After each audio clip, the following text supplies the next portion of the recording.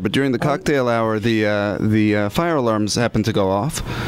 We thought it was maybe because somebody opened a door or something like that, but apparently the heat in the kitchen was so high that the heat sensors were triggered. Everyone was safe.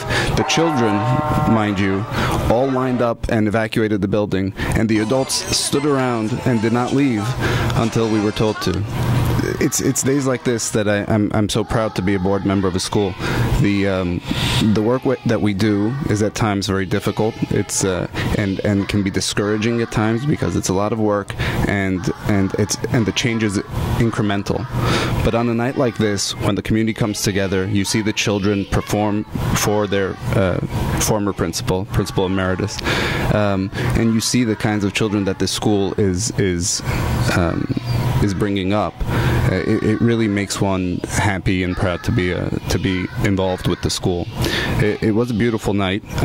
Again, we started with the children. It's centered on the children. So the children sang the national anthems of the United States and Hayastan. And we had an introductory speech by Dr. Greg Simonian, the chairman of the school. And again, his speech also centered on the children. And I think this is the theme of the school, the theme of the evening. And when Anahid Garmiryan got up to give her remarks, it was really the central theme of her speech, which is the children are everything. And we take our cues from the children. We don't tell them what to learn. We don't force feed them anything. Rather, it's by talking to the children, by watching the children. They ask us the questions, and we teach them. And over time, they grow into their own unique individual beings. In addition to Mrs. Garmiryan, we honored 4 of our teachers and staff members. Ms. Hilda Baronian, who's been the accountant for the school for a very long time, almost as long, or if not longer, than Mrs. Garmiryan's tenure at the school. Also, our nursery school teacher, Shake Katsemanyan, Silva Mesropian, who is now our interim Armenian language coordinator, Armenian curriculum coordinator, and Ms. Cheryl Giannone. It was really wonderful to see the outpouring of affection for these teachers. It's what they do that makes the school what it is today. As I said before, her message was that we have to let the children give us our cues as to how we're going to teach them. This school, there's no force feeding. Her expertise is in bilingual education, and what she said that rang very true to me is that you don't force a language onto a child. It's not about learning your Ipenkim and memorizing poems and regurgitating. It's about living with that language. So it's about playing, imagining, arguing, doing everything that you would do in your life, but in both English and in Haida. That way, a child internalizes that. And then when it comes to other issues that we want our kids to learn about, cultural issues, their national identity, all of that comes with a foundation in thinking in our language and being ensconced in our culture. So none of it is force-fed, all of it comes organically. Well, let me tell you what it is about the school that caused me to send my children there. I was in Mrs. Garmiryan's office. We were discussing, I forget what it was, something about the building, some boring board topic. And my child wasn't at the school yet. He was too young. As we were talking, a group of children asked to meet with Ms. Garmiryan. They were led by, I think, a first grader, but she was leading a group not only of first graders, there were 8th graders, 7th graders, and it turned out these children were on the bus from New York. And they said, Digin Garmiryan, and in Makur Hayren, Digin Garmiryan Guzenk, Basin Meche, նկարներ գախել գրնանք պիտի գազմագերբվենք եւ որ մեկ ժամ որ New York and New Jersey գուքանք որ քեղեցիկ բաներ տեսնանք բասին մեջ. It was amazing.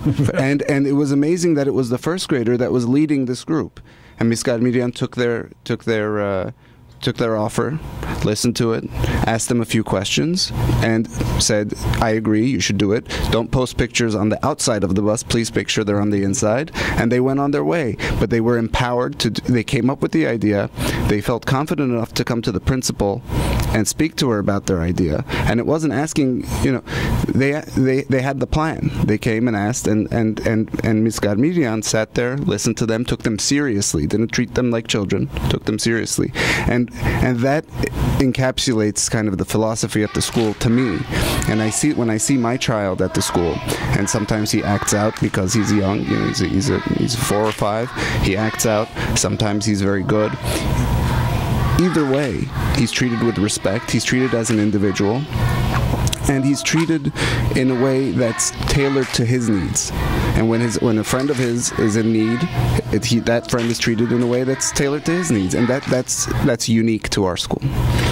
I don't think it's necessarily about challenging the status quo necessarily, but it's raising a child that's not afraid to challenge the status quo if that's what's required. And I just wanted to point out one thing from the event last night that was most touching to me.